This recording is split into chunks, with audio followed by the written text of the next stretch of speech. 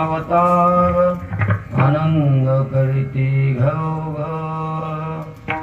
सदा नाम वाचे गाती प्रेमे आनंदे नाचती होता कृष्णाचा अवतार आनंद करीती घरोघ तुका म्हणे हरती दोष तुका म्हणे हरती दोष आनंदाने करीती घोष होता कृष्णाचा अवतार आनंद करीती घरोघर पांडुरंगा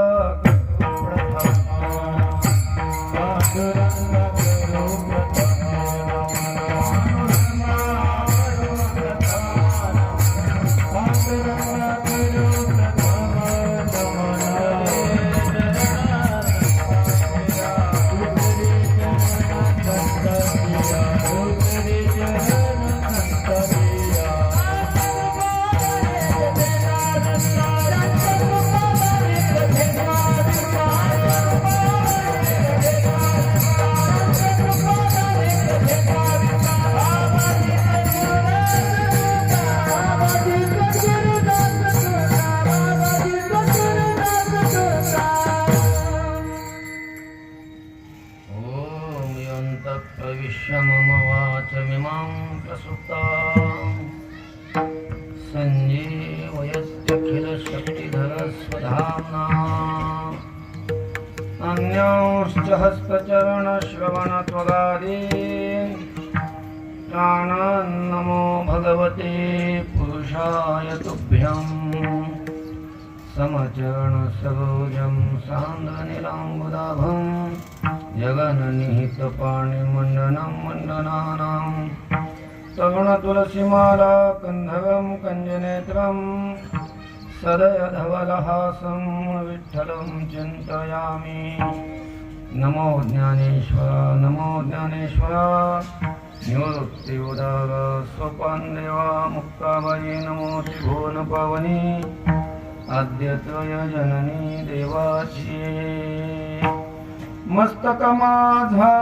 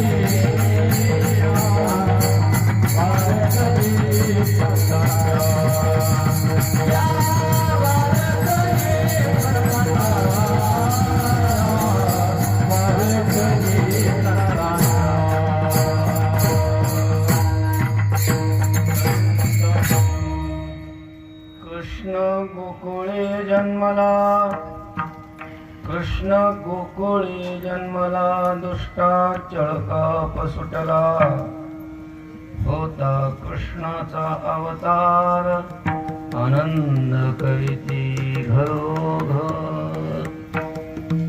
संत शिरोमणी वैराग्याचे महामेरू श्रीमंत श्री जगद्गुरु तुकोबाराय या अभंगातून भगवंतानी द्वापार युगाच्या वेळी कोणत्या रूपात अवतार घेतला, कुठं अवतार घेतला आणि अवतार घेतल्यानंतर इथल्या लोकांवरती त्यांचा काय परिणाम झाला याचं स्पष्टीकरण करतात विठ्ठल.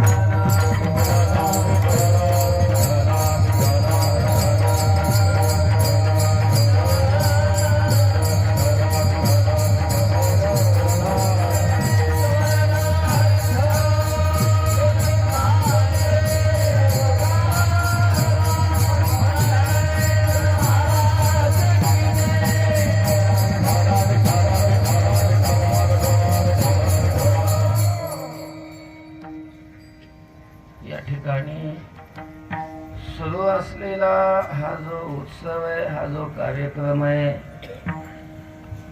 याचं निमित्त काय आहे सर्वांना ज्ञात आहे. आपले हरिभक्त परायण देवीदास महाराज मिसाळ यांच्या आयोजनाने सुरू असलेलं बालसंस्कार शिबिर, या शिबिराची सांगता आणि श्री संत ज्ञानेश्वर महाराज वारकरी शिक्षण संस्थेचं हे 11वं वर्धापन अशा प्रकारचा दिवस, अशा या 2-3 निमित्ताच्या योगानं या कार्यक्रमाचं आयोजन आहे. संस्कार शिबिर हे अत्यंत महत्वाचं आहे. आपल्या धर्माचे, संस्कृतीचे संस्कार मुलावर होण्यासाठी या शिबिराचं आयोजन असतं आणि हे प्रत्येक गावोगावात व्हायला पाहिजे. काळानुसार आता त्याची गरज आहे. एकदा मुलगा मोठा झाला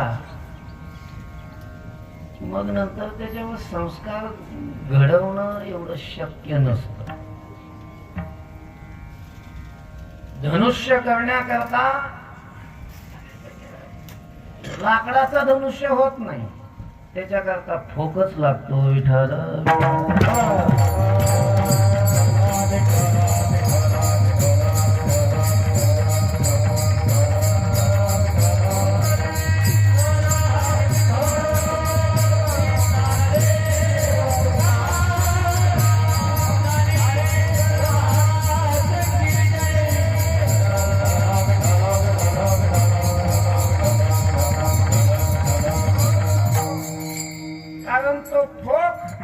लवचिक असतो, कवळा असतो आणि आपण जसा त्याला वाकवू तसा तो काय होतो, वाकतो. एकदा तोच फोक जरा पुढे गेला, निभर झाला, त्याचं लाकडात रूपांतर झालं, त्याला जर आपण वाकवायला लागलो तो वाकत नाही. जास्त जर जोर लावला तर मग तो मोडतो. न मोडलेलं बरं, मोडू नये त्याच्याकरता अगोदर लहान वयापासूनच मुलाला काय करावेत, संस्कार लावणं गरजेचं आहे. माती जोपर्यंत ओली असते, चिखल असतो, तोपर्यंत त्या मातीला आकार देता येतो. तोपर्यंत कुंभाराने ठरवायचं असतं की याला कोणता आकार द्यायचा आहे, याचं गाडगं करायचंय का, याचा परळ करायचाय का, याचा रांजण करायचंय का, याचं बोळकं करायचंय, काय करायचं हे तोपर्यंत ठरवायचं. एकदा त्यांनी आकार दिला, ते वाळलं आणि एकदा भाजलं आणि गाडगं केलं आणि त्याला वाटलं आता याचा रांजण करावा, आणि मग त्या ज्या मातीचं गाडगं केलं होतं त्याचा रांजण करायचा प्रयत्न करायला लागल्यानंतर एकदा भाजल्यावर त्याचा रांजण नाही होत आणि रांजण करायचा प्रयत्न केला तर ते गाडगं फुटतं. तसंच आहे महाराज माणसाचं सुद्धा. जोपर्यंत लहान मुलं असतात अतिशय नवनीतासारखं, लोण्यासारखं त्यांचं चित्त असतं आणि अशा वयात आपण जर त्यांच्यावर संस्कार अशा प्रकारचे देऊ ते कायम कायम त्यांच्या ठिकाणी ते राहतात. भागवतामध्ये प्रसंग आहे, हिरण्यकश्यपू एकदम नास्तिक, ते काय सांगायची गरज नाही. भगवान विष्णूची सगळी मंदिरं पाडून स्वतःची मंदिरं उभी केली होती. सगळे यज्ञ, सगळे भजन कीर्तन त्याने बंद केलेले होते. विष्णूची भक्ती जो करेल त्याला तो मृत्यूदंड देत होता. आणि काय त्याचं दुर्दैव, त्याच्याच पोटी असा पुत्र जन्माला आला की अक्षणही नामस्मरण सोडत नव्हता. अखंड नामस्मरण करायचा. लहान होता, त्याला थोडस समजून सांगायचा प्रयत्न केला तर काय ऐकलं नाही.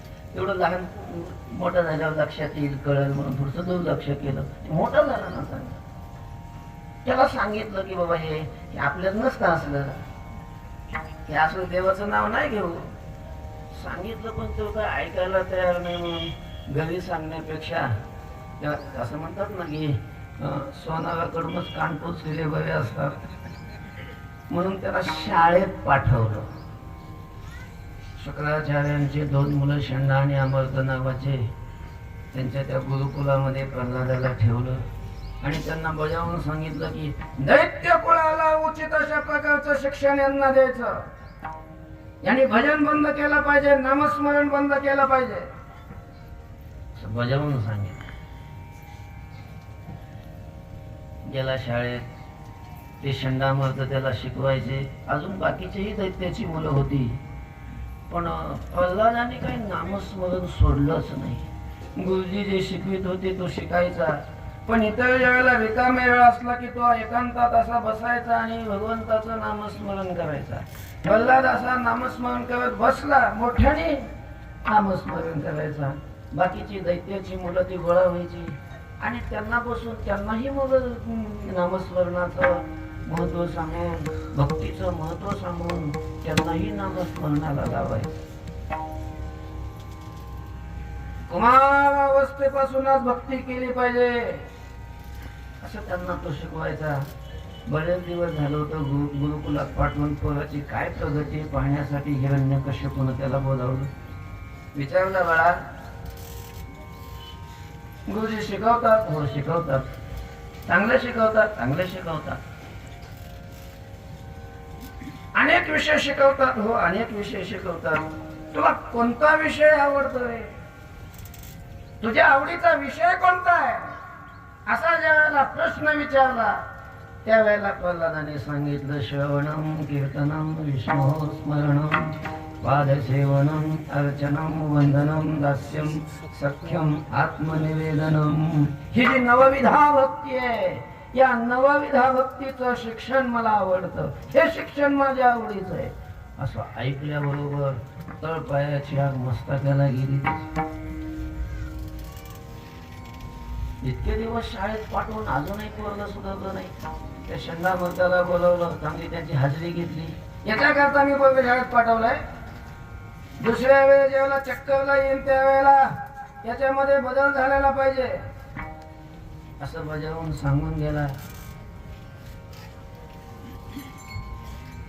आणि मग इथे शंडामर्द प्रयत्नाने प्रल्हादाने भक्ती सोडली पाहिजे, नामस्मरण सोडलं पाहिजे म्हणून प्रयत्न करायचे. पण प्रल्हाद काय सोडत नव्हता. पण प्रल्हादामुळे तिथली पोरं बिघडायला लागली. तेही नामस्मरण करायला लागले. असंच एके दिवशी भक्त प्रल्हाद या पोरांना या नामस्मरणाचा, भक्तीचा, भगवत शरणागतीचा फायदा काय, महिमा काय याचं महत्व सांगत होता. आणि त्यावेळेला काही दैत्याच्या मुलांनी प्रल्हादाला प्रश्न विचारला. माझा मुद्दा इथं आहे. काय म्हणे प्रल्हाद, आम्ही दैत्याची मुलं आहे, तूही दैत्याचाच मुलगा आहे, दैत्यांचा राजा.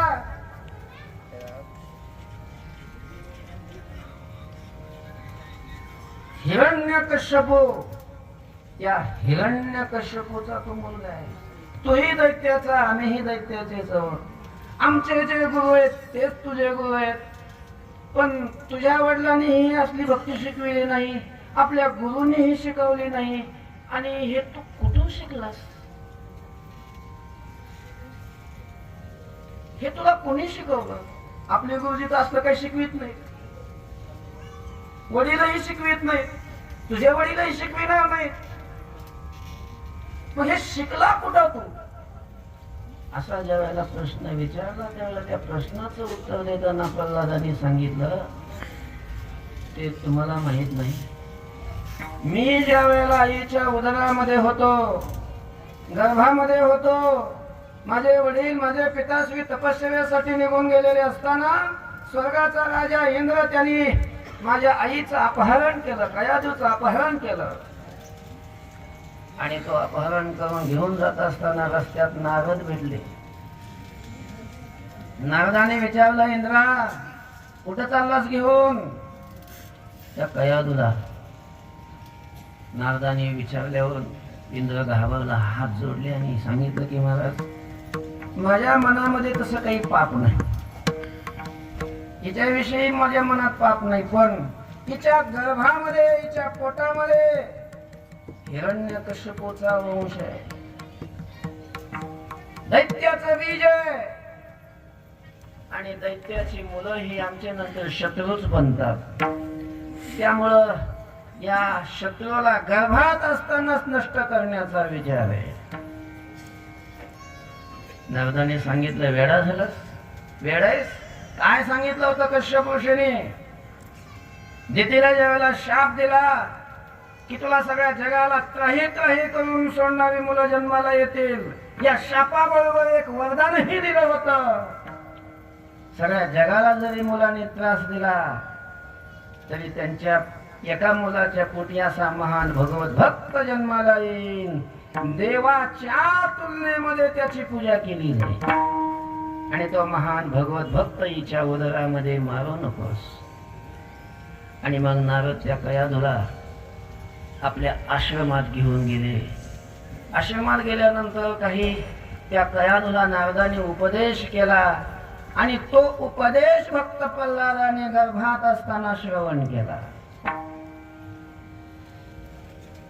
माझी माता दैत्य कुळातली असल्यामुळं आणि स्त्री स्वभावामुळं नारदाने केलेला उपदेश विसरून गेले, आणि मी अतिशय लहान असल्यामुळं, बालवय असल्यामुळं नारदाने केलेला उपदेश अजूनही मी विसरलो नाही.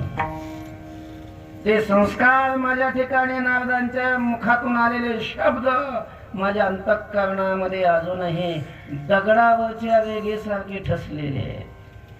त्यामुळं बालवयामध्ये विद्यार्थ्यांना, मुलांना भक्तीचं, आपल्या वैदिक धर्माचं हे संस्कार लागणं गरजेचं आहे. आणि म्हणून प्रत्येक गावोगाव हे शिबिर होणं गरजेचं आहे. आणि त्या असं हे अतिशय उत्कृष्ट अशा प्रकारचं कार्य महाराजांनी केलेलं आहे. आणि त्याच्या सांगतेच्या निमित्त अशा प्रकारचं हे कीर्तनाची सेवा आहे. कीर्तन चिंतनाला घेतलेला अभंग तुकोबाबांचा आहे. चिंतनाला आरंभ करण्यापूर्वी उपस्थित असणारी सर्व संत महंत, सर्व परिसरातील सर्व पंचक्रोशीतील आले अभंग तुकोबाबांचा आहे. आणि या अभंगातून भगवंतानी द्वापार युगाच्या वेळी जो अवतार घेतला, विठ्ठल विठ्ठल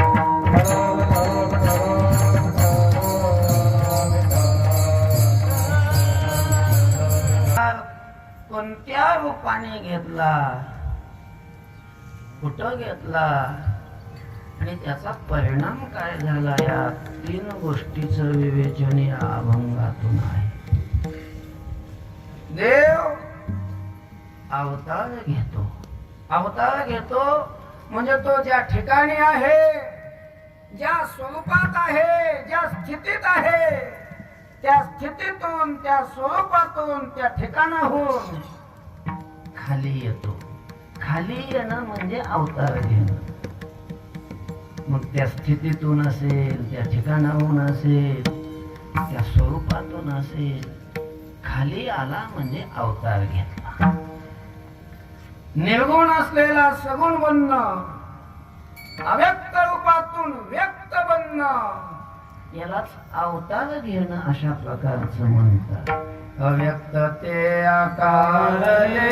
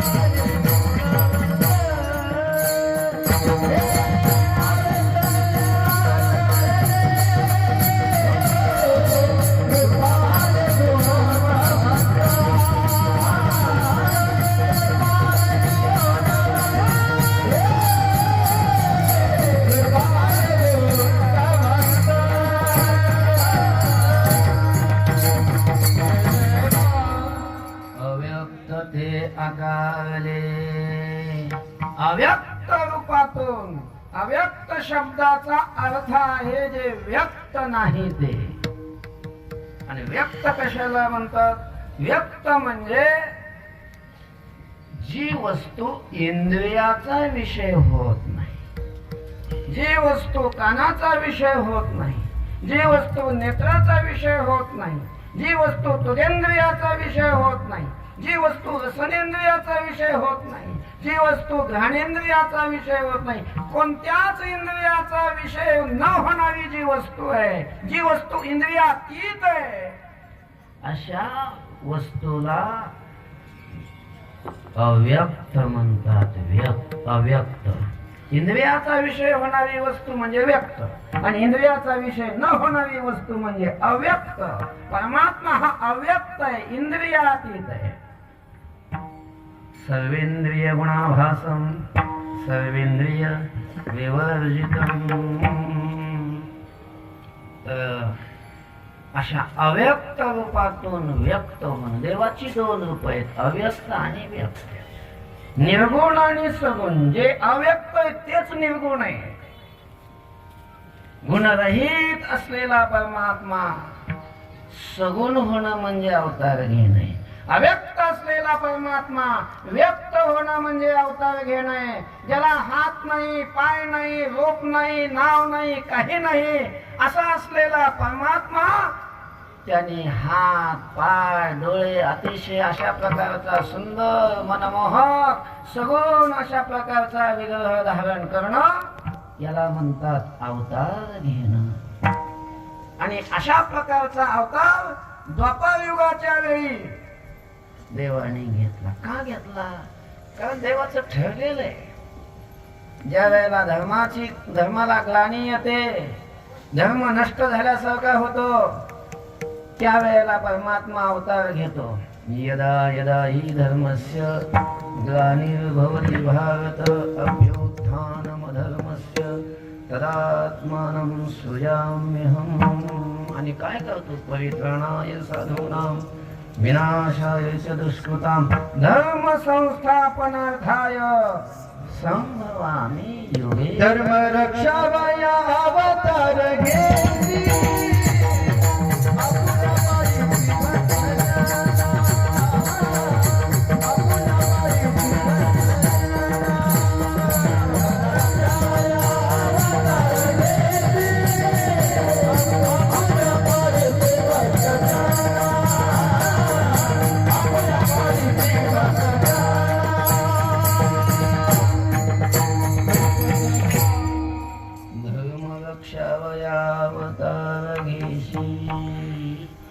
धर्माचं रक्षण करण्यासाठी, धर्माची स्थापना करण्यासाठी देव अवतार घेतो. प्रत्येक युगायुगामध्ये देव अवतार घेतो. संभवामी युगे युगे प्रत्येक युगात देवाचा अवतार होतो. आणि मग तसं द्वापार युगाच्या ही वेळी या पृथ्वीवर फार अधर्म वाढलेला होता. या अधर्माचं पापाचं ओझ पृथ्वीला सहन होत नव्हतं आणि म्हणून ही पृथ्वी आपलं दुःख घेऊन ब्रह्मदेवाकडे गेली होती. ब्रह्मदेव त्या पृथ्वीला सगळ्या देवांना घेऊन क्षीरसागरामध्ये गेले. देवाला प्रार्थना केली आणि मग या पृथ्वीचं दुःख ऐकून देव त्यांच्या अंतःकरणामध्ये दया आली आणि त्यांनी सांगितलं की काही काळजी करू नका, तुम्ही आपल्या आपल्या स्थानी जा. मी या पृथ्वीवरचं पाप नष्ट करण्यासाठी, अधर्माला नष्ट करण्यासाठी, साधूंच्या रक्षणासाठी, धर्माच्या स्थापना करण्यासाठी मी अवतीर्ण होतो, मी अवतार घेतो, अशा प्रकारचं सांगितलं. आणि भगवंतांनी द्वापार युगाच्या वेळी अवतार घेतला. तो देवाने जो अवतार घेतला धर्माच्या रक्षणासाठी, तो कुठं घेतला आणि अवतार घेतल्यावर त्याचा परिणाम काय झाला हे तुकोबाराय अभंग. कृष्ण गोकुळी जन्माला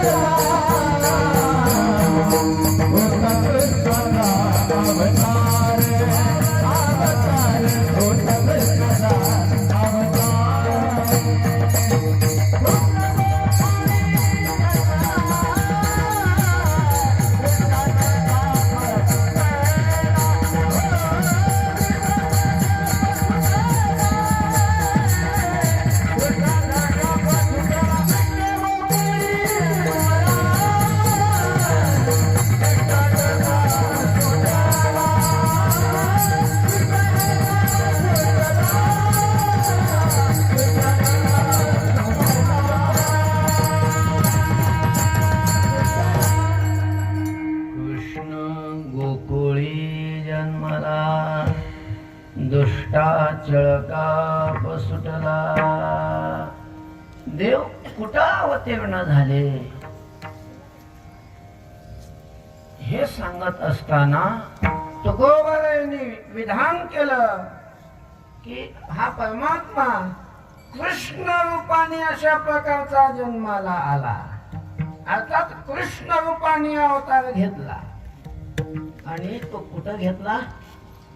गोकुळात अशा प्रकारचा घेतला. कृष्ण गोकुळी जन्म, हे जे तुकोबारायांनी विधान केलं.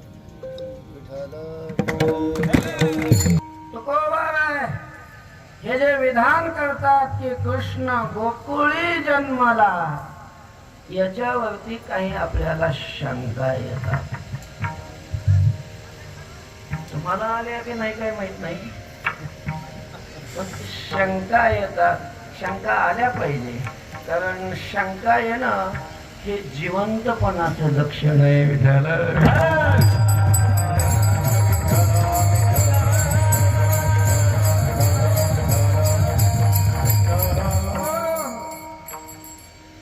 तुकोबाराय जे म्हणतात की कृष्ण गोकुळात जन्माला, त्यावर शंका अशी येते की जेवढी ही पुराण आहेत पुराणामध्ये जिथं जिथं भगवान श्रीकृष्णाच्या जन्माचा प्रसंग आलेला आहे प्रत्येक ठिकाणी भगवान श्रीकृष्णाचा जन्म हा मथुरेत झाला अशा प्रकारचं वर्णन आहे.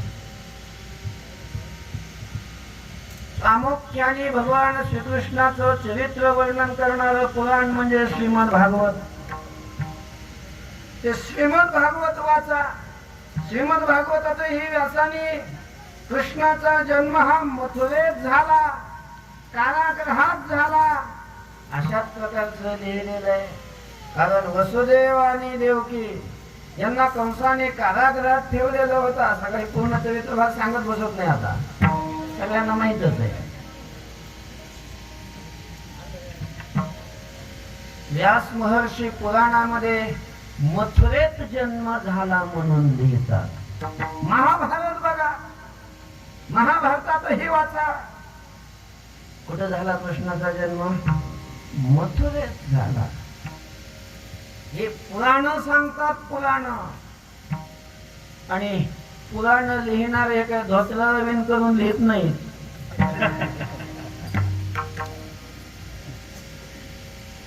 म्हणजे थोडक्यात वेळे नाहीत म्हणण्याचा भाव.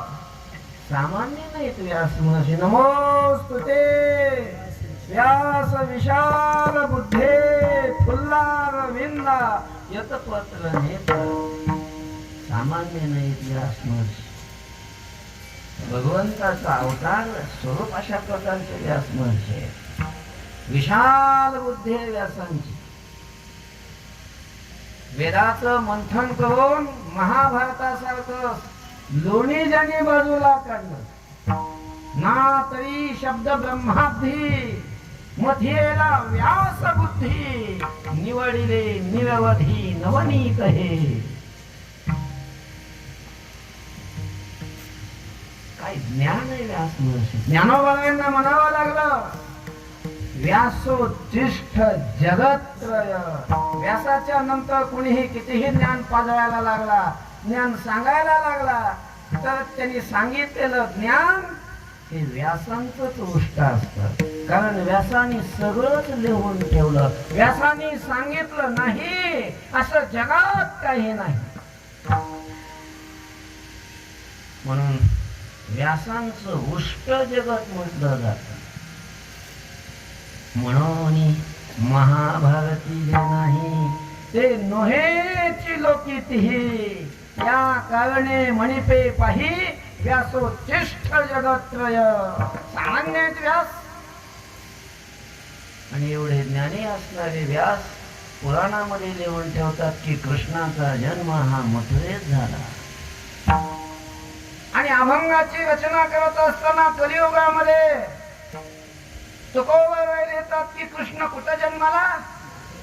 गोकुळात जन्माला. गोकुळात. आता हे नेमकं खरं कोण? तुकोबर ही सामान्य नाही. सामान्य तुकोबर काय अधिकार आहे तुकोबर यांचा? पांडुरंगाने त्यांची पूजा करावी. दया पूजी रे आदरे पांडुरंगे विमानस्थ केले प्रयाण प्रसंगी. तुकोबाराई सामान्य. तुकोबारायांच्या माध्यमातून साक्षात पांडुरंगच बोलत होता, सरस्वतीच बोलत होती. तुका म्हणे माझी कोणी वरविली वाणी प्रसादा वाचुनी तुमची विठ्ठला. खरं कोणतं? मथुरेत जन्म झाला हे खरं का गोकुळात जन्म झाला हे खरं?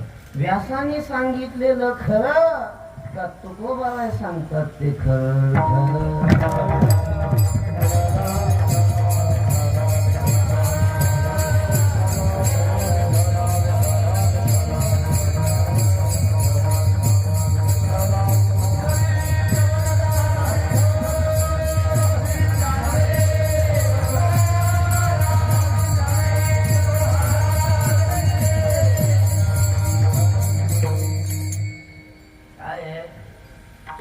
खरं मानायचं तर दोन्ही मानावं लागेल आणि खोटं मानायचं तर मग दोन्ही खोटं मानावं लागेल.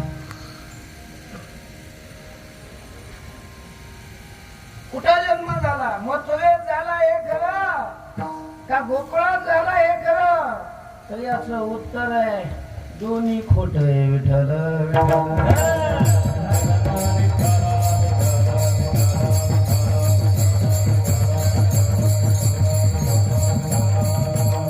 पारमार्थिक दृष्टीनं त्या नजरेनं जर पाहिलं तर गोकुळात जन्म झाला हेही खोट आहे आणि मथुरेत जन्म झाला हेही खोट आहे. म्हणजे कसं काय खोट आहे?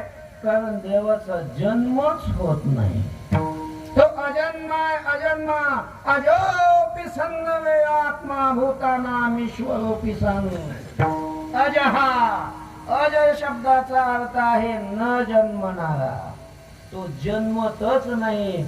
तर मग गोकुळात जन्म झाला का मथुरेत हे भांडणं काय कामाची? भांडणं लागले कोणा कशाविषयी भांडणं लागले? एक जण म्हणत होता त्या वंद्या पुत्राचा जन्म सोमवारी झाला आणि एक जण म्हणत होता रविवारी झाला. सोमवारी झालेला तो म्हणायचा की रविवारी तर सुट्टी असतील त्याचा कसं काय जन्म होईल? पण त्याचं म्हणणं होतं रविवारी जन्म झाला आणि त्याची कुंडली काढायची होती. त्याविषयी मग आता कुंडली वेळ निश्चित असेल तर काय काढता येईल?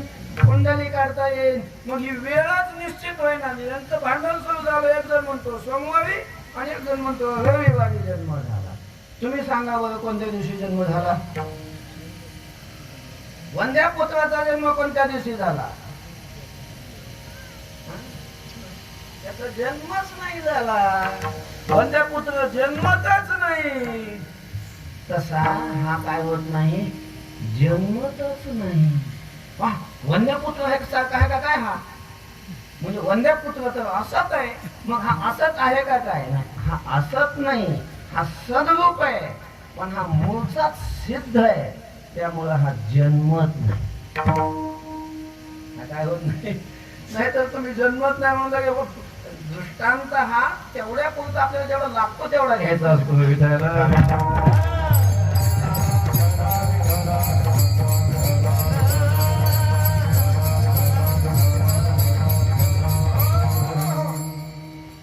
तर हा जन्मतच नाही. आणि मग व्यासाने तुकोबर हे कसं काय देऊन ठेवलं की मथुरे जन्मला गोकुळा जन्मला? ते पारमार्थिक दृष्टीनं नाही लिहिलेलं. ते व्यावहारिक दृष्टीनंच अशा प्रकारचं तुमची आमची जी दृष्टी आहे, तुमचा आमचा जो समज आहे, त्या समजाला अनुसरून, त्या दृष्टीला अनुसरून मग हे संत काय करत असतात? देवाचं चरित्र लिहित असतात. देवाचंही चरित्र असलं तरी ते व्यावहारिकच असतं.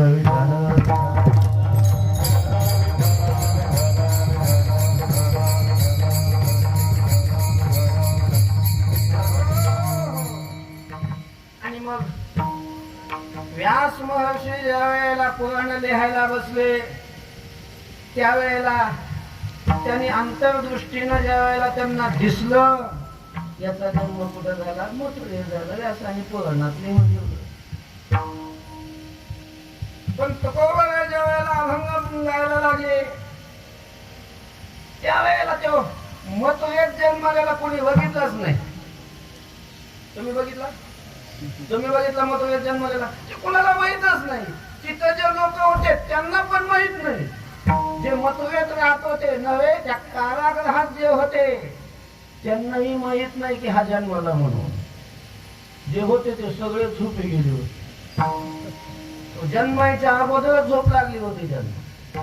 त्यामुळं तिथं जन्माला आला कोणी पाहिलंच नाही. हा जन्माला आलेला कुठं बघितलं? गोकुळात. गोकुळात आल्यावर कळलं की हा आला म्हणून. आणि मग ही जी लोकांची समजूत आहे, ही जी गोकुळवासियांची समजूत आहे, त्या समजुतीला अनुसरून, लोकांच्या दृष्टीला अनुसरून तुकोबा राहिले येतात. कृष्ण गोकुळी जन्मला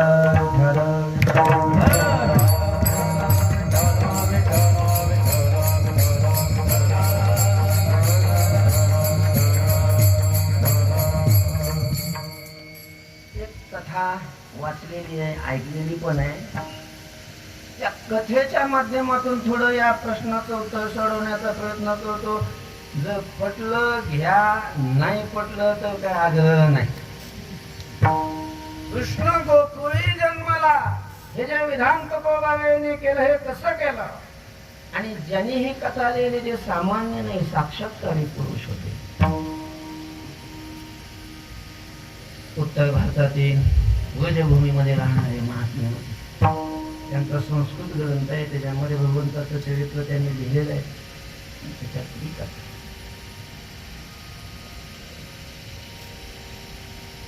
नंदबाबा, उन्हाळ्याचे दिवस होते आणि एके दिवशी नंदबाबा दुपारच्या वेळी यमुनेला स्नानासाठी चालले होते. खांद्यावर असं धोतर टाकलेलं, हातामध्ये एक असा तांब्या घेतलेला आणि स्नानासाठी निघाले. रस्त्याने जात असताना असा गावातला गोकुळातला असा चौक, त्या चौकामध्ये एक असा ओटा होता आणि त्या ओट्यावर काही गावातली ब्राह्मण मंडळी बसलेली होती. आता नंदबाबा वैष्णव भक्त होते आणि ब्राह्मणांची सेवा करायची. ब्राह्मणाविषयी पूज्य भाव होता. भूदेव दिसल्यानंतर त्यांना नंदबाबांनी नमस्कार केला आणि नमस्कार करून निघून त्याने आशीर्वाद दिला. यमुनेचं स्नान केलं. स्नान करून परत ते धोतर वगैरे बदलली, परत तांब्या भरून घेतला आणि परत निघाले घरी. तिथं आले, त्या चौकामध्ये तिथं बसलेलीच होती ती मंडळी. स्नानावून आले, परत एकदा नमस्कार केला. नमस्कार केल्यानंतर काय योगायोगाच्या गोष्टी या जगामध्ये काय कधी घडत काही सांगता येत नाही. त्यांनी काही ठरवलेलं नव्हतं, काही नव्हतं, पण नमस्कार केल्यानंतर त्या पाचही ब्राह्मणांच्या मुखातून एकदम आशीर्वाद निघाला. पुत्रवान भव. नंदबाबांना संतती नव्हती. आता संसारी जीवन म्हटल्यानंतर संतती व्हावी, मुलगा व्हावा असं प्रत्येकाला वाटतं. नंदबाबांनाही वाटत होतं, यशोदेलाही वाटत होतं. तसे ते नवस सायासही करत होते. आणि फक्त यशोदा आणि नंदबाबाच करत होते असं नाही, सगळं गोकुळ गाव, सगळ्या गोकुळातल्या सगळ्या लोकांनी यशोदेला मुलगा व्हावा म्हणून नवस करत होत्या. नंदबाबावर, यशोदेवर, सगळ्या गोकुळातल्या लोकांचं प्रेम. त्यांना असं वाटायचं की आपल्याला डझन झालेत, एक दोन कमी झाले असते तरी चाललं असतं, पण नंदबाबांना, यशोदेला एखादा तरी मुलगा व्हायला पाहिजे होता. सगळ्या गौरांनी नवसा करायचं की यशोदेला मुलगा व्हावा, यशोदेला मुलगा. पण कोणाचाच नवस अजून सफल झालेला नव्हता. त्यांनी आशीर्वाद दिला पाचही जणांनी. नंदबाबांना असा आशीर्वाद अनेक जणांनी दिला होता अगोदर, पण काही मिळालं नाही. त्याच्यामुळे त्यांनी जास्त विचार न करता नमस्कार केला आणि ऐकलं आणि निघून गेले. घरी निघून गेल्यानंतर हे सगळे एकमेकाकडे बघायला लागले. एक जण म्हणे काय गणपतराव, ते म्हणे काय पुरुषोत्तमराव, आपण सगळ्यांनी एकच आशीर्वाद दिला, पुत्रवान भव. आणि आपल्याला माहिती आहे की नंदबाबांना काही नाही, मुलगाच नाही. मग आता कसं? आणि नंदबाबाला जर मुलगा नाही झाला तर आपल्या आशीर्वादाचं काय काय किंमत राहील? आपल्या आशीर्वादाला काय किंमत राहील? ब्रह्मवाक्याला आपण सगळ्यांनी मिळून आशीर्वाद दिलेला आहे. तर नंदबाबांना संतती झाली पाहिजे याची आपण काय केली पाहिजे? काळजी घेतली पाहिजे. नंदबाबांना मुलगा झाला पाहिजे. नंदबाबाला मुलगा झाला तरच आपल्या शब्दाची लाज आहे. म्हणून साठी यांनी ठरवलं की आपण नंदबाबाकडे जाऊ. पूर्वी मुलगा होण्यासाठी लोक यज्ञ करायचे, मुलगा नसेल तर. अनेकांनी पूर्वी यज्ञ केलेले, आपणही नंदबाबाला यज्ञ करायला लावू आणि यज्ञ करून नंदबाबांना संतती निर्माण करून देऊ असं ठरवलं. हे नंदबाबाकडे गेले. नंदबाबांना जाऊन त्यांनी सांगितलं की बाबा असं असं आहे, आम्ही आशीर्वाद दिलाय आणि तुम्हालाही मुलगा पाहिजे. मग असं तू आपण यज्ञ करू. यज्ञ करायचा ठरला. यमुनेच्या वाळवंटामध्ये मोठा मंडप दिला. खूप मोठा यज्ञ केला, पुत्रकामेष्टी यज्ञ. तो यज्ञ संपत आला. शेवटचा दिवस, शेवटची आहुती होती. सगळं गाव गोकुळ तिथं जमा झालेलं. यज्ञकुंडाजवळ सगळे ऋत्विज मंत्र म्हणत होते, आहुत्या टाकत होते. नंदबाबा आणि यशोदा जवळच बसलेले होते. आणि शेवटची आहुती पडल्याबरोबर काय आश्चर्य घडलं, त्या यज्ञ कुंडातून दिव्य प्रकाश प्रगट झाला. तो एवढा प्रखर होता की आपल्या सामान्य दृष्टीनं चर्मचक्षुनं आपण त्याला पाहूही शकत नव्हतो. कोणाला पाहताच येईना. सगळ्यांनी त्याचे डोळे बंद करून त्याचे पाठीमागे तोंड केले. आणि आश्चर्य घडलं, एवढा प्रखर असणारा, प्रचंड असणारा तो प्रकाश हळूहळू सौम्य व्हायला लागला. जो मोठा प्रकाश होता तो त्याचं रूप असं छोटं छोटं व्हायला लागलं. आणि मग लोकांना आश्चर्य वाटायला लागलं. मुलं असे लांबून आश्चर्यचकित होऊन बघायला लागले. एकदम तो मोठा असलेला प्रकाश असा छोटा छोटा होत होता, सौम्य होत होता. नंदबाबा आणि यशोदा तिथं जवळच बसलेले होते. हा काय चमत्कार आहे म्हणून. हा चमत्कार झाला की लोक असं आपोआप त्यांचं गोड असं होतं, आपोआप होतं. ते काही त्यांना म्हणत नाही, म्हणावं लागत नाही की हा करा म्हणून. डॉक्टर म्हणतो ना दवाखान्यात गेल्यावर तुम्ही हा करा, तसं म्हणावं लागत नाही. हा चमत्कार का पाहिल्यामुळं यशोदेचं तोंड आपोआप असं झालेलं होतं. आणि आश्चर्य हे, तो प्रकाश एकदम असा अंगठ्याच्या आकाराला एवढा होऊन एकदम असा प्रकारचा तो, त्या प्रकाशाने यशोदा मातेच्या मुखात प्रवेश केला आणि तो गर्भात गेला. आणि यशोदा माता गर्भवती राहिली. तिकडं कारागृहामध्ये देवकी गर्भवती होती. तिकडं गोकुळामध्ये यशोदा गर्भवती होती. आणि श्रावण महिन्यामध्ये वद्य पक्षामध्ये अष्टमीच्या मध्यरात्री रोहिणी नक्षत्रावर तिकडं यशोदा, गोकुळामध्ये यशोदा प्रसूत झाली आणि मथुरेमध्ये देवकी प्रसूत झाली. एकाच वेळी.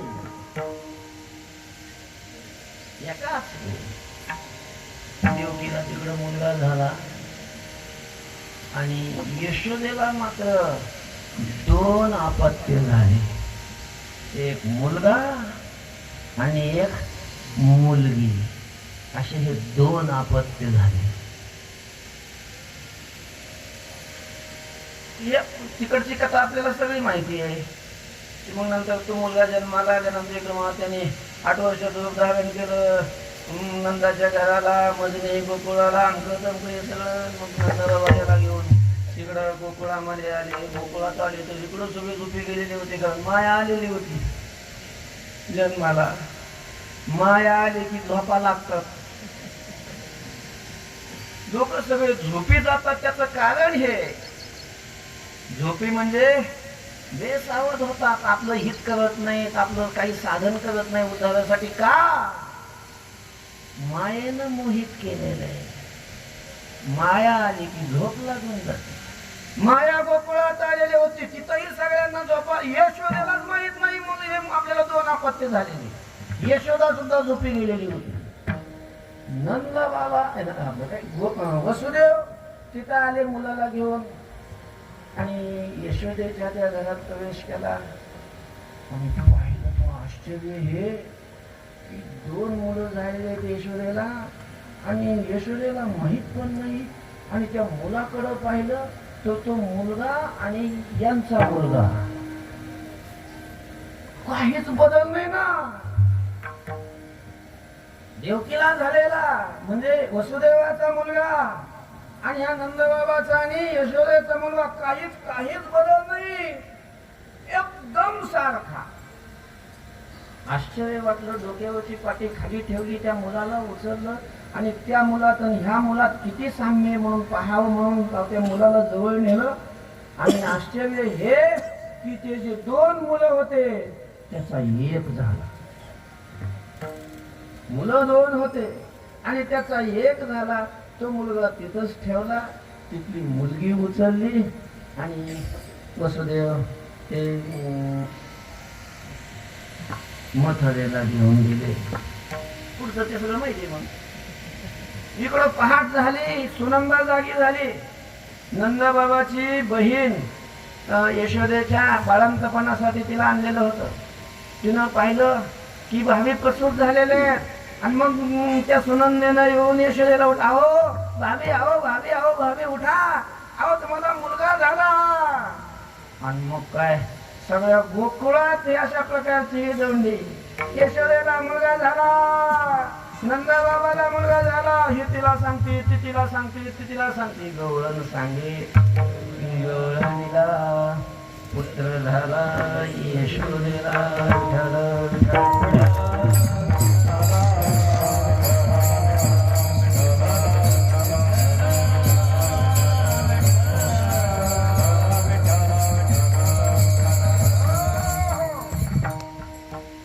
आणि मग 12व्या दिवशी गर्गाचार्य आले. गर्गाचार्याने येऊन मग गोठ्यामध्ये, गाईच्या गोठ्यामध्ये त्या बाळांचा नामकरण विधी केला. एक रोहिणीचा मुलगा होता. विठ्ठल विठ्ठल.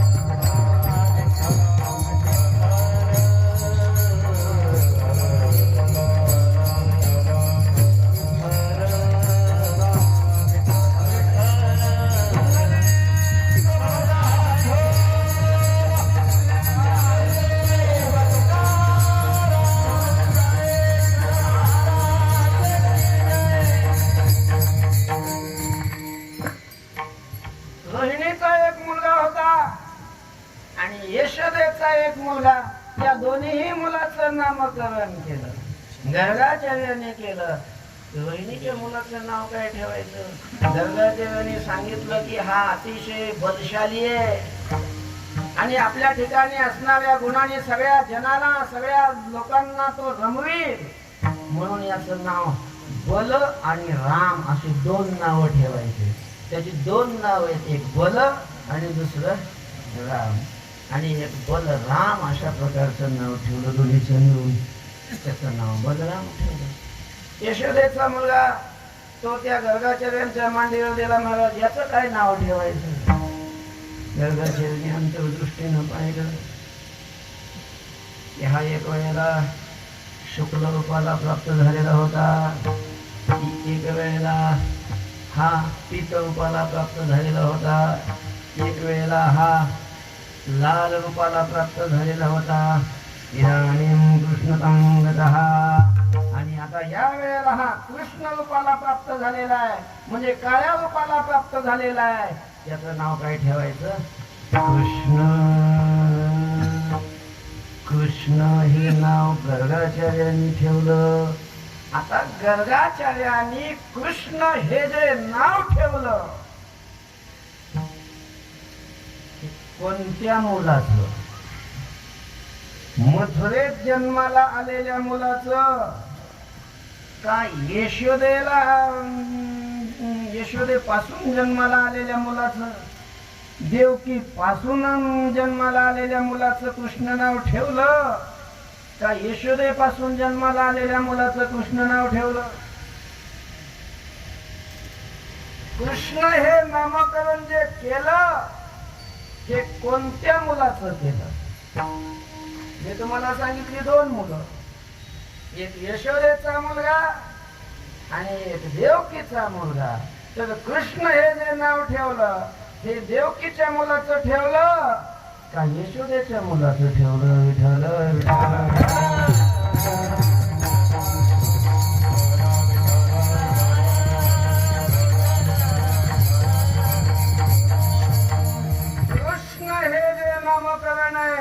हे केवळ देवकीच्या मुलाचं हे नाही आणि केवळ यशोदेच्याही मुलाचं नाही. दोघी पासून झालेली दोन मुलं त्या मुलापासून एक झालेला जो सिद्ध झालेला जो मुलगा त्याचं नाव कृष्ण ठेवलं. मग हा जो मुलगा दोघांचा ज्या वेळेला एक झाला त्यावेळेला खरा याचा जन्म. आणि मग हा दोघाचा एक कुठं झाला? मथुरेत झाला का गोकुळात झाला?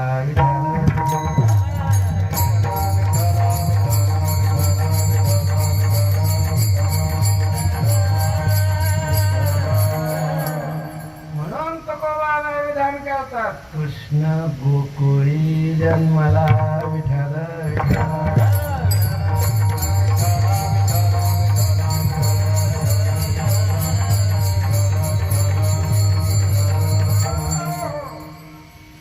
परिणाम काय झाला? कृष्ण गोकुळामध्ये जन्माला आल्यानंतर त्या गोकुळामध्ये राहणाऱ्या आणि त्या परिसरामध्ये असणाऱ्या इतर लोकांवरती कोणावरती काय काय परिणाम झाला?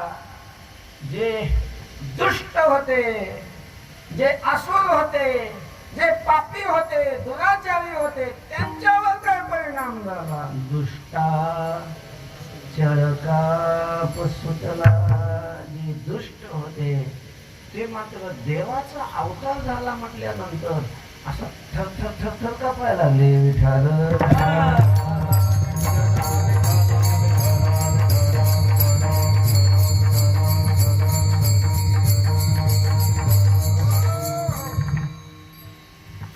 त्यांना कळलं टाइम झाला का? भगवान विष्णू नंदा बाबाच्या घरी बालकाच्या रूपाने जन्माला आलेला आहे. अवतीर्ण झालेले ज्यावेळेला कंसाला कळालं महाराज त्याची झोपच उडाली. त्याला जेवणा झाला, तहान लागाना, अन्न पाणी सोडलं, झोप लागाना. नुसतं त्यालाच आठवायचा. कोणाला? आठव्याला. आठवा आठवा म्हणजे आठवा आठवा. एक क्रियापद करायचं आणि एक काय करायचं? कर्म करायचं. विठ्ठल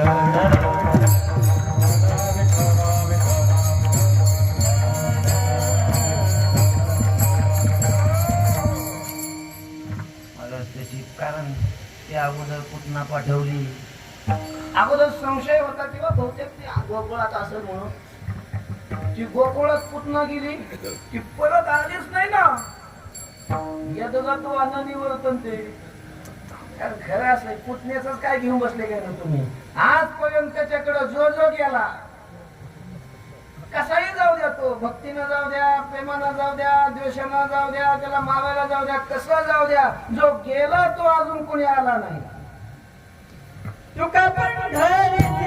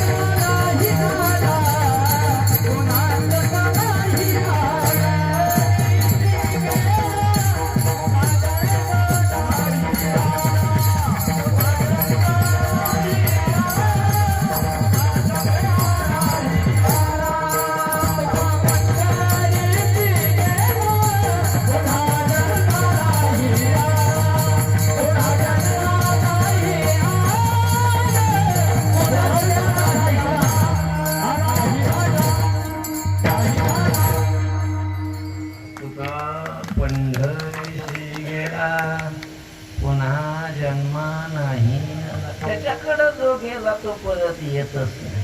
पुतना गेली परत आलीच नाही. आणि मग त्याचा निश्चय झाला, हो ना हो तोच आपला शत्रू आहे.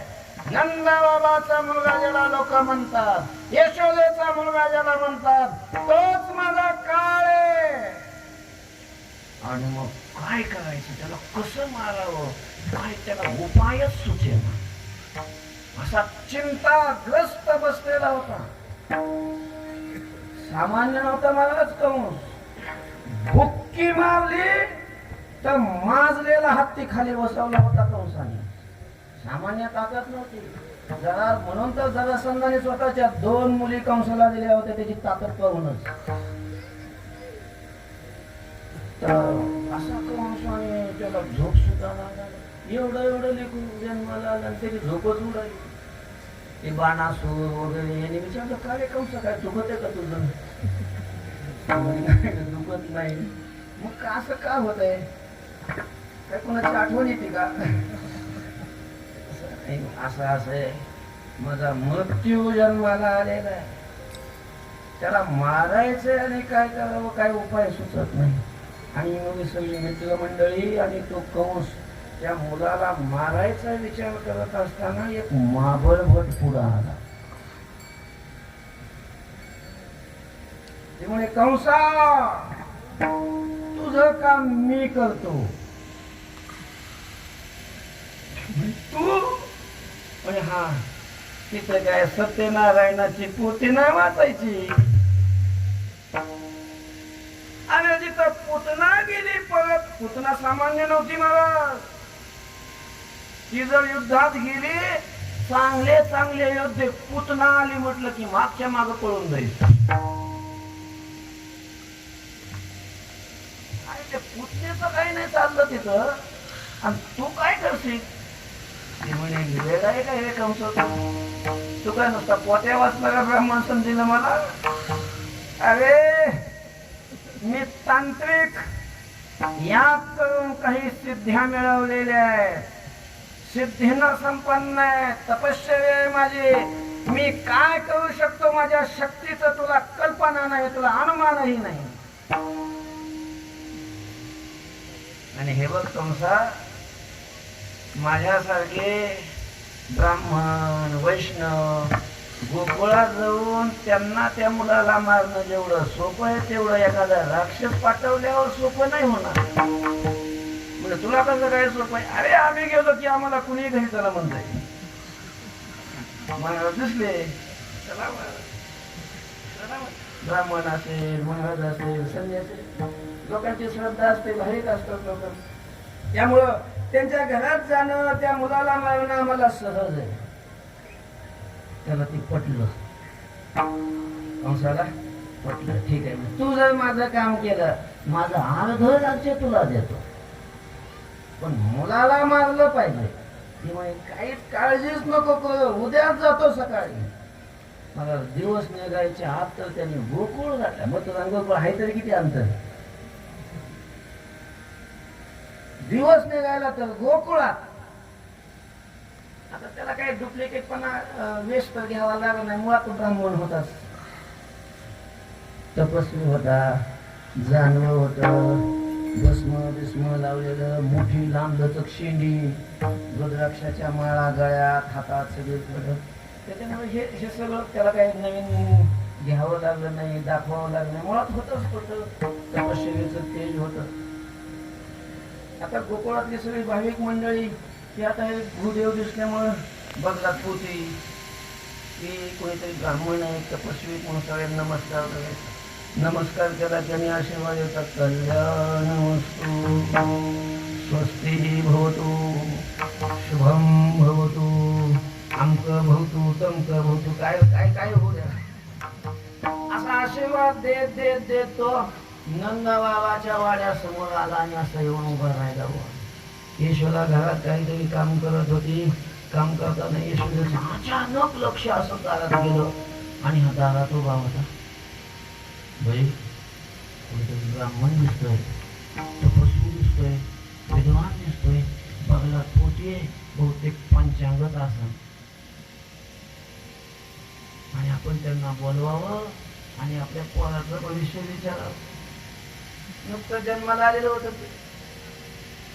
बायांना असला खूप नाद असतो, कुणाला बोलवायचं, काही विचारायचं. यांच्याकडचा जास्त विश्वास असतो, माणसाचा एवढा नाही बसत, पण बायकांचा जास्त बसतो या असल्या गोष्टीवर विश्वास.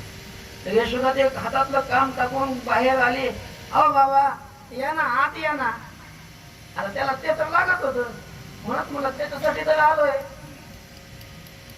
आज बोलवलं, पाय धुवायला पाणी दिलं, बसायला आसन दिलं, त्यावेळेला काय चहा कॉफी नसत म्हणा त्या काळात, पण जे काही दूध लिंबू पाणी म्हणा काय असेल ते त्या काळात जे काही असेल पाहुणचार तो केला. बसवलं. बाबा कुठून आले? काशीहून आलो. हा, काशी? हो. कुठं चालले? रामेश्वरला चाललो. एकटेच? हो, येत नाही तरी शेवटी एकट्याला जावं लागतं. मग असं त्यांना प्रवचन ठोकला अर्धा पाऊण तास. यशोदेची अजूनच श्रद्धा काय झाली त्याच्यावर दृढ अशा प्रकारची झाली. आणि यशोदेने विचारला, का हो बाबा तुम्ही काशीत काय करता? काय करतो असं काय विचारते यशोदे? अगं मी ज्योतिष शास्त्राचा मोठा पंडित आहे, ज्योतिष शास्त्र लिहिलंय मी. असं? मग तुम्हाला भविष्य सांगताय? अगं भविष्य सांगणं तर माझ्या डाव्या हाताचं मुळे उल्हासवर लागत नाही. हा सहज सांगेल तुझ्या पोराचं भविष्य. माझ्या पोराचं भविष्य सांगा. हो, आण तुझ्या पोराला. यशराव आत घरात गेली.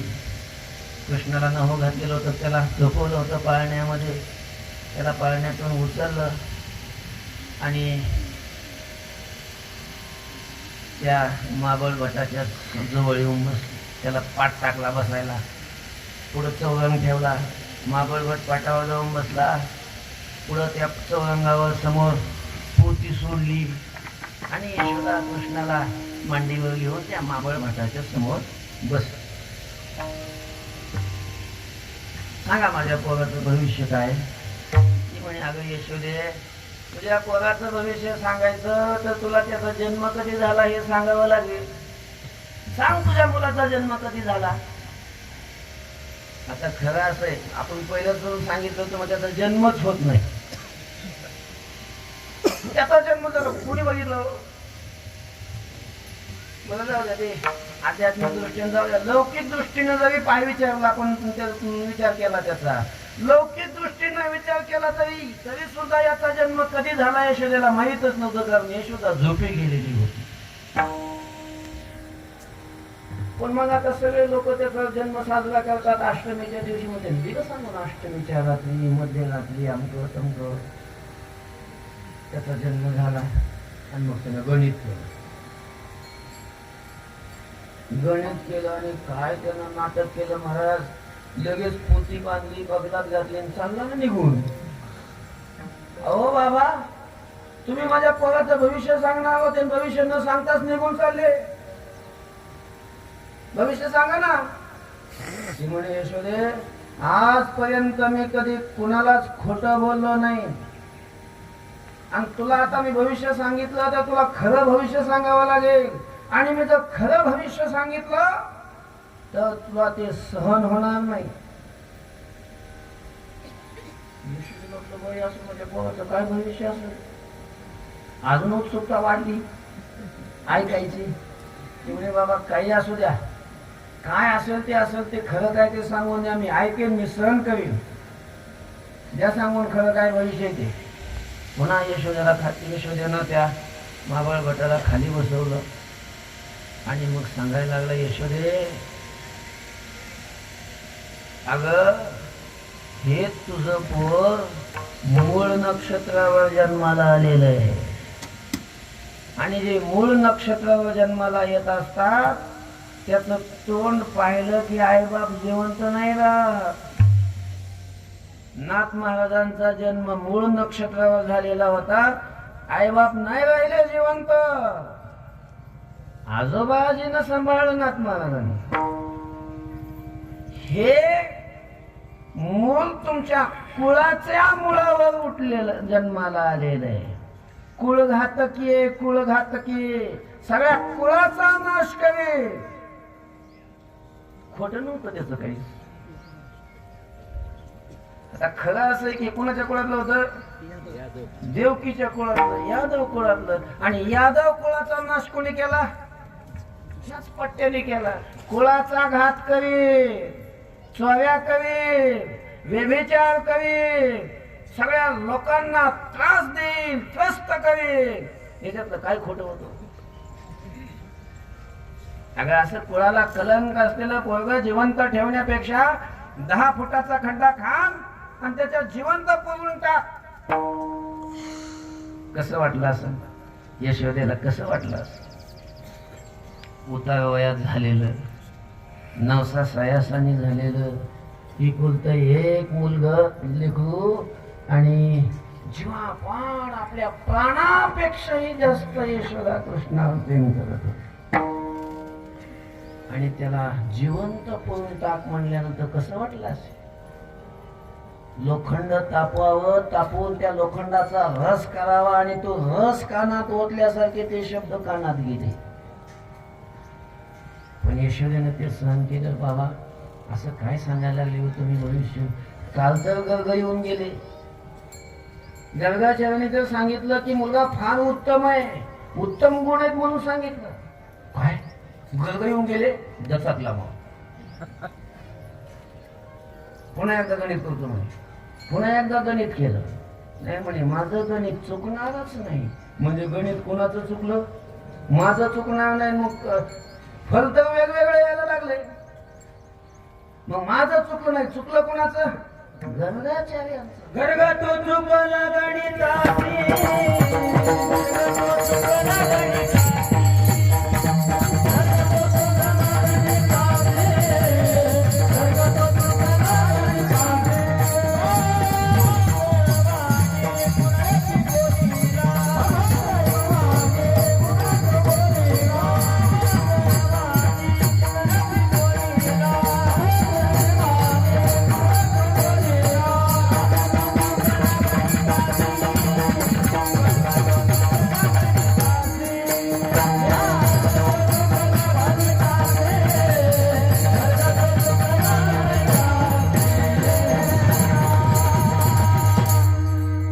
गर्ग तो चुकला गणिताची, गर्गाचार्यांचं गणित चुकलं.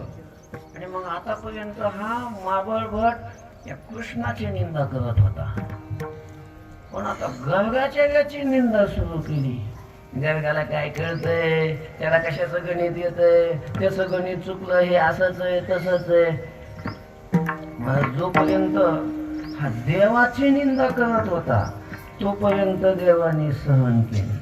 पण ज्या वेळेला गर्गाचार्यांची निंदा सुरू केली मग देवाला नाही सहन. भक्ताची केलेली निंदा देव सहन नाही करत. हरिजनाची कोणा न खडावी निंदा, साहत गोविंदा नाही त्याची. देवाला गोविंदाला ते सहन होत नाही. देवाला कृष्णाला नाही सहन झालं. ते गर्गाचार्यांची निंदा करतोय. गर्गाचार्य महान भगवत भक्त आहेत, तपस्वी आहेत, महात्मा आहेत आणि त्यांची निंदा करतोय. तेवढ्यात यशोदा म्हटली बाबा ठीक आहे असू द्या, तुम्ही आता भविष्य पाहिलंय तर तसं फुकट पाहू नये. तुम्हाला काय करते? दक्षिणा देते. मग दक्षिणा देण्यासाठी, दक्षिणा आणण्यासाठी म्हणून उठली आणि आतल्या घरात उतरंडीकडे गेली. पूर्वी बाया उतरंडीत ठेवायचं, आता उतरंडीच नाही राहिल्या. यशोदा आत गेली. देवाने विचार केला मैया भविष्य माझं पाहिलंय, दक्षिणा तू कशाला देतेस? दक्षिणा मीच देतो ना. आणि ते माबळ भट ज्या पाटावर बसला होता का नाही त्या पाटाकडे असं झोपूनच देवाने पाहिलं. पाटाने विचारलं हात जोडून, काय देवा काय आज्ञा आहे? आज्ञा नाही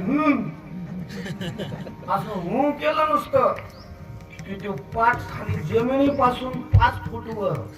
नुसता पाठ नाही, पाटावर बसलेला मावळ भट त्या मावळ भटाला घेऊन 5 फूट वर गेला पाठ. त्याला वाटलं पाठ कसा काय वर चाललाय? तिथं जवळ तर कोणीच नाही, माग कोणी नाही, बाजूला कोणी नाही, पुढं कोणी नाही आणि पाठ आपोआप कसा काय वर जाते? खालून काय जॉक लावला का काय? म्हणून असा वाकून बघायला लागला. असा थोडासा पुढे झुकला वाकण्यासाठी. तेवढं एकदम साकन पाठ असा बाजूला सरकला. आता पाठ बाजूला सरकला तो कशाला वर राहील? असा तो खाली पालता. पुढं चौरंग होता, चौरंगावर पालता पडला. ही सगळी वटाळी फुटली. असा सगळं खालून तर मार लागलाच पण वरचा पाठ पुन्हा पाठीवर टंबेला भट दिला पाठीवरी पाठ. तेवढ्या दक्षिणा थांबली नाही. देवाने घरातल्या सगळ्या अचेतन वस्तूंना सांगितलं, सगळ्या जड वस्तूंना आज्ञा केली. महाराज काशीहून आले, फार दूरचे, फार तपस्वी, मोठे महाराज आहेत, आपल्या घरी आलेले, आणि अशी सेवेची संधी पुन्हा नाही सापडणार. आले तर सेवा करून घ्या. आणि मग काय देवाची आज्ञा भेटल्यावर काय सगळ्याच वस्तू निघाल्या ना, तिच्या पुढं तिच्या पुढं तिच्या पुढं एकदमच सेवा करायला. बेलणे, पोळपाट, पळ्या, उलटणे, पकडी, वाट्या, तांबे, पराती अशा बुंग बुंग बुंग बुंग लागायच्या. मेलो मेलो मेलो म्हणून नुसता ओरडायचा. काय हसताय अहो? काही क्षणात तो नुसता काळा निळा झाला. ओळखू सुद्धा येणार नाही. काळा निळा होऊन गेला. त्याला वाटलं आपण जर इथं थांबलो तर आपण काय वाचत नाही, म्हणून त्याने तिथून पळ काढला. लागला पळायला. असा पळायला घरातून असा बाहेर निघाला. अशी दारात एक मोडकी बाजू होती. सलकन अशी पुढे आली. महाराज चहा घेतल्याशिवाय जायचं नाही. अगं मी चहा नाही घेत. होय बाजूला, कॉफी तरी घेऊन जा. ती बाज काय बाजूला सरकाना तिला मी जाऊच देत नाही. त्या बाजेनं खूप आग्रह केला पण तो काय थांबलाच नाही. त्याने त्या बाजेच्या वरून पलीकडे उडी टाकली. आता बाज बी काही साधी नव्हती. त्याची उडी गेली पलीकडे, पण उडी टाकताना त्या बाजेनं धोतर धरलं. ते माचव्यातच गुतलं धोतर. ते धोतर लागला वाढायला, उडी पलीकडे गेली त्याची. धोतर कुठं सोडते बाज? नाही म्हणे मी तुम्हाला जाऊच देत नाही. महाराज त्यांनी धोतराची आशा सोडून दिली. धोतर तिथं दिलं सोडून. बघा पूर्वी लोक अंडरकांटी घालीतच नव्हते. आता धोतर होतं ते गळून गेलं म्हणलं काय जैनाचा देव. नागडाची नागडा तसंच पळाला.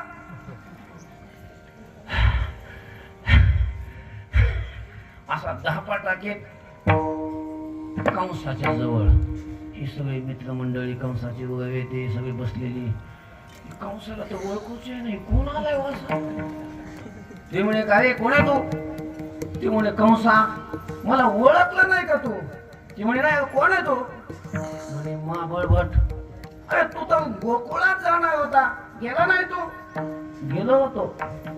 मग मारलं त्या पोराला? ती म्हणे नाही, मारलं नाही. का नाही मारलं? ती म्हणे कंसा सांगू का? तू सांग की. काय सांगतोस? त्याला मारणारी शक्ती अजून या जगात जन्माला आलेली नाही. त्याला कोणी मारूही शकणार नाही. पण मला तुझं दिसायला लागलं. कंसा तुझे आता फार थोडे दिवस राहिले. तुला जे आवडतंय ते लवकर खाऊन घे.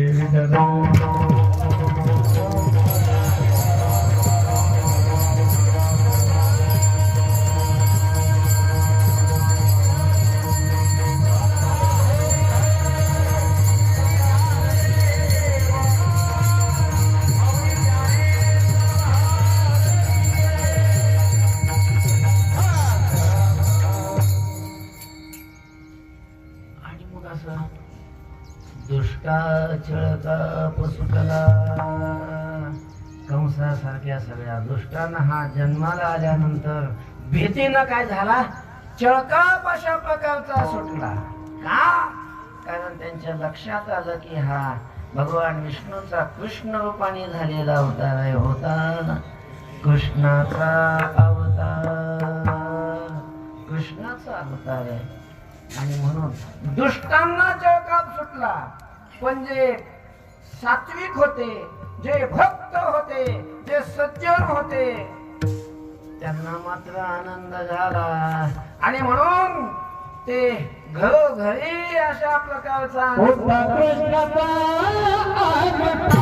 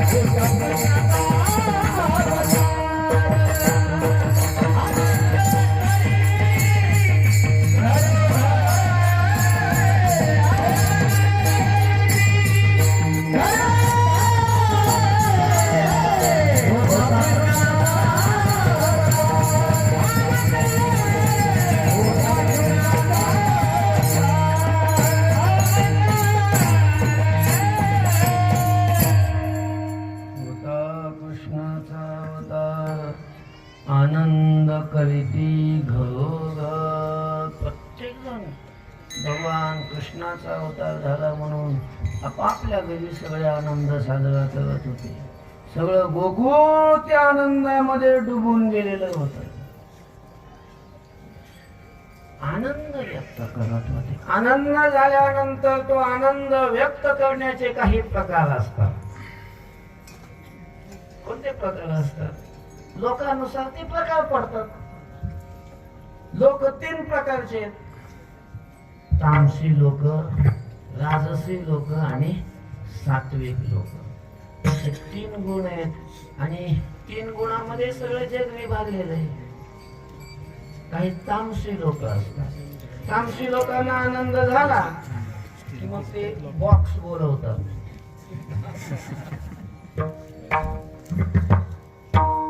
जास्त स्पष्टीकरण करायची की आता गरज नाही. बॉक्स बोलून मग ते काय करतात? आनंद साजरा करतात. ते राजसी लोक असतात. ते राजसी लोक आनंद झाल्यानंतर मग फटाके उडवतात, गुलाल उधळतात, बँड लावतात. अशा रूपामध्ये ते आनंद साजरा करतात. आणि जे सात्विक असतात, सज्जन असतात, भक्त असतात, असे लोक आनंद कसा साजरा करतात? ही गोकुळातली सगळी सात्विक मंडळी होती. ती कसा साजरा करत होती? अभंगाच्या तृतीय चरणात.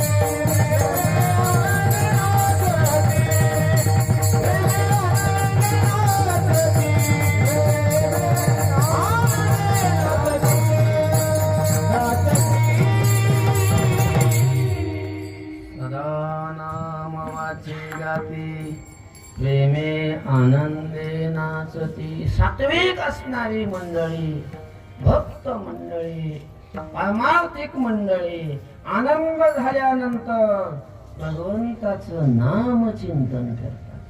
सतत सतत वाचेमध्ये भगवंताचे गुण गातात, नाम कीर्तन करतात. सदा नाम वाचे गाती प्रेमे आणि प्रेमाने आनंदाने नाचतात. गुढिया तोरणी करीती कथा गाती गाणी नृत्यंती लोक बाह्या. आनंदाने प्रेमाने नाचतात भगवंताचं नामस्मरण करून. हा सात्विक आनंद व्यक्त करण्याचा प्रकार आहे. आणि त्या आनंदामध्ये भगवंताचं नाम गातात, नामाचा जय जयकार करतात, घोष करतात. आणि त्या नामघोषाने काय होतं शेवटच्या जन्मात? तुका मने हरते दोष, तुका मने हरते दोष, तुका मने हरते दोष,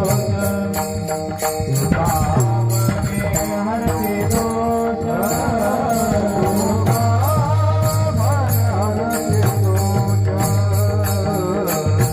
मने हरते दोष,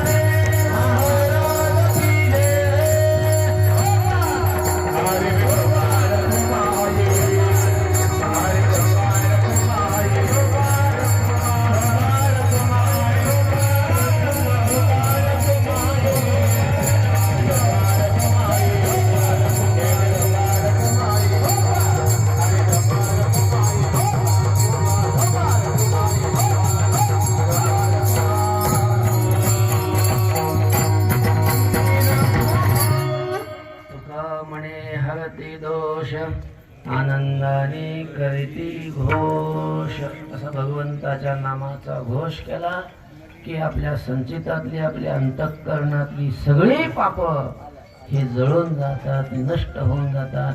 तुका म्हणे हरते दोष आनंदाने करीती घोष होता कृष्णाचा अवतार आनंद करीती घरोघर. हा अभंगाचा भाव झाला, भावार्थ झाला. आता कार्याचं कीर्तन आहे आणि कार्याच्या कीर्तनामध्ये भगवंताने गोकुळामध्ये लीला केल्या, वेगवेगळं चरित्र केलं. आपण त्याला चरित्र म्हणतो, लीला म्हणतो, संत चरित्र लीला म्हणतात. पण गोकुळात असणाऱ्या गवळणी त्याला चरित्र म्हणत नव्हत्या, त्याला लीला म्हणत नव्हत्या. त्या काय म्हणायच्या? खोड्या म्हणायच्या. खोड्या. याच्या खोड्या किती सांगू, मही पत्र सिंधू वाटे. कारण आपल्याला ऐकायला मजा वाटते, सांगायला मजा वाटते, पण हे सगळं प्रत्यक्ष त्यांच्या सोबत घडत होतं. त्यामुळं त्यांना त्याचा त्रास वाटत होता आणि म्हणून त्या गवळणी त्याला काय म्हणायच्या? खोड्या म्हणायच्या. खोड्या. आणि ह्या अनंत खोड्या. अनंत तो स्वरूपाने अनंत आहे, त्याचे गुणही अनंत आहेत. त्याला हात आरती अनंत भुजा विठू पंढरी राजा. त्याच्या कथाही अनंत आहेत. हरी अनंता, हरी कथा अनंत, सगळंच त्याचं अनंत आहे आणि खोड्याही त्याच्या अनंत आहेत. त्यामुळं कीर्तनात त्या सगळ्या सांगायच्या होत नसत्यात. एक चरित्र सांगितलं, पुष्कळ चरित्र सांगावं लागतं. पण चरित्र सांगितल्याशिवाय आपल्याला काल्याचा अधिकार नाही प्राप्त होत. हाची अनुवाद सदा सर्व काळ करुणी गोपाळ करा शिव. अनुवाद करून, चरित्राचा अनुवाद करून मगच गोपाळकाला सेवन करता येतो. तर नाही म्हणजे आम्ही तसंच खाऊ. तुम्ही काला नाही खाणार, मग मुरमुरीन दही. तो काला नाही, तो काला होण्यासाठी चरित्राचा उच्चार करावा लागेल, ऐकावा लागेल. मग काल्याचा अधिकार आपल्याला प्राप्त होतो, मग तो प्रसाद बनतो. तसं आपलं चरित्र झालेलं आहे. तसं भगवंताने गोकुळामध्ये वेगवेगळं चरित्र केलं. कपट्या माबळ भट धन्यात असलेला दिले पिळे दान, शोषिली पुतना विसे पाजिताची स्तन, गोखळी बांधिता उपटिले विमला घेऊन, भक्षुनी मृत्तिका वदनी धाविली भुवनी ओम. गिरी गोवर्धन येणे उतरला,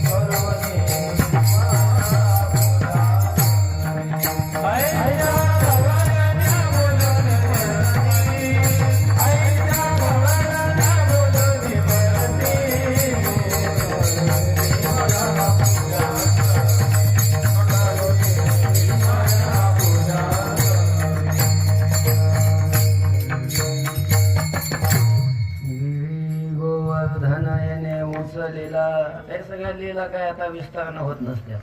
शॉर्टकट हे नुसतं आपलं उच्चार करायचा, पुढं चालायचं. कालिया महासर्पनाथोनी आणिला. कालिया सर्पाचं मर्दन केलं. जळत वन वाहू मुखेची पाशीला. सगळ्या वनाला आग लागली होती. सगळे पशु पक्षी गाई वासर चौकून त्या वनाला घेरलं होतं आणि मग हे सगळे मरणार. भगवंताने सगळ्या अख्ख्या वनाला आग लागली. तो आगने गिळून टाकला. जळत वन वाहू मुखेची पाशीला. गिळिता आघासूर चिरुनी सांडलेला. आघासूर, या आघासुराने सगळ्या गोपाळांना गिळलं होतं. त्याला भगवंताने चिरून टाकलं. अशा वेगवेगळ्या भगवंताने लीला केल्या. त्याच्यात काही चोऱ्या केल्या, खोड्या केल्या. लहान लहान मुलं पाळण्यात अशी झोपवले की हा जायचा आणि चिमटा घेऊन पळून जायचा. त्याने नेमकंच त्याला नाव घालून पाजून वगैरे ते लेकरांना झोपू घातलेलं असायचं. यांना कामा करावं लागायचे गवळणींना. आणि मग ते लेकरं उठल्यानंतर मग त्यालाच घेऊन बसावं लागायचं. काम तशीच व्हायची. नेमकी धार काढायची वेळ झाली. 10 मिनिटं अगोदर जायचं आणि वासरू सोडून द्यायचं. ही गवळण ज्या वेळेला चरवी घेऊन दूध काढायला जायची, ती वासरू सुटलेलं असायचं. अगो बाई वासरू सुटलं म्हणून ती पटकन धावत जायची. वासरू तिकडून पिऊन आलेलं असायचं. जाऊन दूध काढायला बसायचे तर काय गमलं. दुधाची वासरू पिऊन आलेला असायचं. अशा खोड्या तो करायचा. माटच काय फोडायचा. सकाळी सकाळी गवळणी लवकर उठायचं. सडा सारवून रांगोळ्या काढायच्या. अशी मस्त दाव्यामध्ये रांगोळ काढली. कमळाच्या फुलाच्या आकाराची ती रांगोळ काढलेली असायची. आणि ती अशी रांगोळ काढून बाजूला होते ना होते का तिथं जाऊन उभा राहायचा. जाऊन उभा राहिना का ते घातलेलं काही नसायचं. नागडाची नागडा. आणि त्या रांगोळीवर जाऊन उभा राहून नळ चालू करायचा.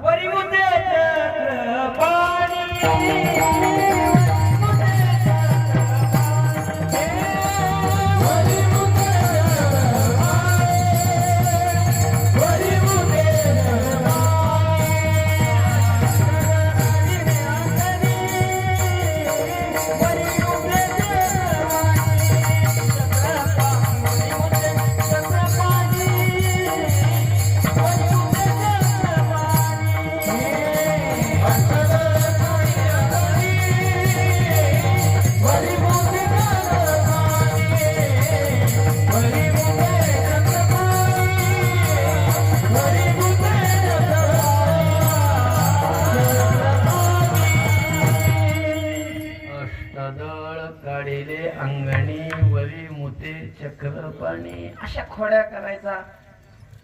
आणि मग त्यामुळं गवळणी त्रस्त व्हायच्या. एके दिवशी सगळ्या गवळणी मोर्चा घेऊन यशोदेच्या दारात आल्या. अवघ्या मिळूनी गवळणी आल्या नंदाच्या अंगणी. जातो आम्ही गोकुळ सोडूनी आमच्या सुना घेऊनी. यशोदे अशा यशोदा गवळीनं आवाज दिला. यशोदा बाहेर आली. पाहते तर जणू काही इथं ज्ञानेश्वर वाळके शिक्षण संस्थेमध्ये जसं काल्याचं कीर्तनाला सगळ्या आल्यात केरळातल्या तशा यशोदेच्या दारात सगळ्या गोकुळातल्या गवळणी गोळा झालेल्या होत्या. यशोदेला वाटलं म्हणजे आपल्याकडे काय काल्याचं कीर्तन नाही, काय आपल्याकडे लग्न नाही कुणाचं, काय हळदी कुंकाचा कार्यक्रम नाही. सगळ्या कशा काय एकदम आल्या. विचारलं का ग तुम्ही एवढ्या जणी? हो आलो एवढ्या जणी. कशाला आल्या तुम्ही? तू म्हणतेस ना कृष्ण काय खोड्या करतो. कृष्ण म्हणजे कृष्णाच्या खोड्या सांगायला. हा म्हणजे कृष्णाच्या खोड्या सांगणार. काय केलं ग? एवढं एवढं तर माझं लेकरू आहे. 5 वर्षाचे माझे बाळगे अंगणीच खेळ खेळे. काय लटिकाच घेता आळगे गोकुळच्या नाही. 5 वर्षाचं. आग यशोदे तुला तुझं बाळ वाटतंय. अगं तो बाळ नाही, सगळ्या जगाचा बाप आहे. सगळं जगात हे त्याचं बाळ आहे. तुला नाही ग यशोदे कळत. हा लय खोड्या करतो. काय केलं ग? मग योग्य गवळण खोडी सांगायला लागली. ती झाली की ती झाली की ती झाली की आता कुठं सांगत बसू? सगळ्या खोड्या वेळ तर होऊन गेली. तिकडूनही जा म्हटलं की स्वयंपाक झालाय, आहे का नाही? आपल्याही पोटात लागले ओरडायला. मग ज्या वेळेला सगळ्या गवळणीच्या खोड्या ज्या वेळेला यशोदा ऐकायला लागली, यशोदाच्याही लक्षात आले खरंच हा काय करतोय, खूपच खोड्या करतोय. यशोदेनं नंदाबाबाला सांगितलं. नंदाबाबाने कृष्णाला बोलावलं. कृष्णा, आता मोठा झालास तू. हा, पण अजून 21 वर्षाचा नाही झालो. अरे लग्नासाठी नाही म्हणत मी, मग शाळेत जाण्यासाठी म्हणतोय. हा, शाळेत जाणे एवढं झालंय. मग उद्यापासून कुठं जायचं? शाळेत जायचं. आणि आता गवळ्याची शाळा म्हणजे काय? गाई चालायच्या. आणि मग गाई वासरांना घेऊन वृंदावनामध्ये जवळच्या वेगवेगळ्या उपवनामध्ये ही गाई वासरं घेऊन भगवान श्रीकृष्ण सगळी गोपाळ मंडळी जायचे. पहाटे लवकर जायचे. तिथलं गाई वासरं चरून झाली, जगून बसली, रवंत करत बसली की आणि खेळ मांडायचा. वेगवेगळे खेळ खेळायचे. हमामा, हुंबरी, विटीदंडू, चेंडूफळी, लगोरी असे वेगवेगळे खेळ खेळायचे. मग भुका लागायच्या. भुका लागल्या की पोराने म्हणायचं, देव आता बस झालं ना, भुका लागल्या ना. पण वेळही झाली. मग आणा शिदोऱ्या झाली, आता वेळ म्हणते आणा शिदोऱ्या. शिदोरा म्हणलं की पोराने पळत जायचं. कोणी झाडावर ठेवलेली, कोणी दगडाखाली, कोणी वाळवत, कोणी मातीत. आपली आपली ती सगळ्यांनी शिदोरी घेऊन यायची. कृष्णाच्या समोर ठेवायची. कृष्णाने ती सगळी शिदोरी एकत्र करायची. आपली शिदोरी त्यात टाकायची. सगळ्याचा काला तयार करायचा. पोरांना असं गोल कमळाचं फूल जसं असतं तशा आकारामध्ये सगळ्या मुलांना बसून भगवंतांनी अतिशय विनोद करत तो काल्याचा प्रसाद सगळ्या गोपाळांना वाटावा. शुकाचार्य त्याचं वर्णन करतात. बिभ्ररेणुं जटकपटयो शृंग वेदवे जगक्षे वामे पाणमशिवन कवलंतत् फलानिंगोरेषु तिष्ठन् मध्ये स्वपुरे सुहृद हासयन्नमभिस्वये स्वर्गे लोके मिशति बहुजे यज्ञ भुग्बालकीः कुंडली